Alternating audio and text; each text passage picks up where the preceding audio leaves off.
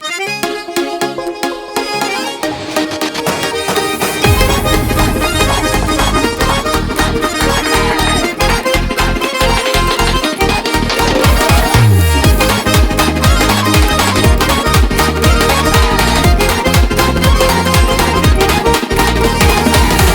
bölek Xudoy bilak kimga ko'pni berasin, umrlarning xayrlisin ila sizga tilaysin.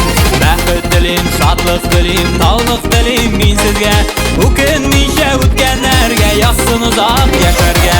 Baxt dilim, shodlik dilim, sog' salomat bo'lamiz, tegizlikdan tinchlikda o'tsin umr yo'limiz.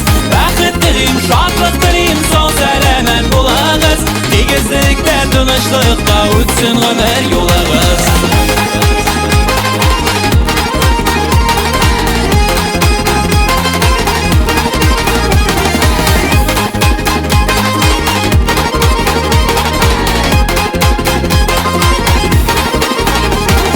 Dostlar direk Xudoy billa jon dostlarning turlisin, do'st tuğanning eng yaxshisin ila sizga tilaysin.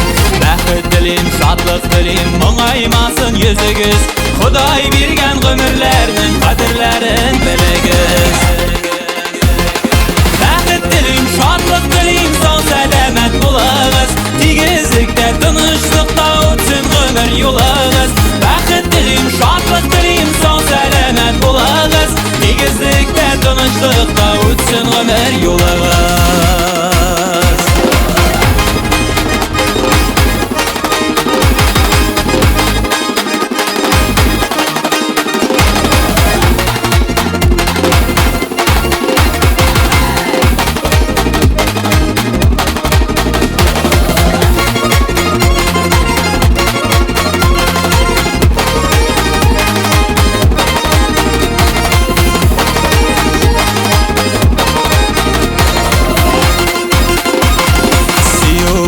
Xudoy bila qachon qislar berasin, sof hislarning eng ulug'isin ila sizga tilaysin. Baxt dilim, shodlik dilim, hislar dilim men sizga, top tushirmay sof hislarga yozsin suyib yasharga.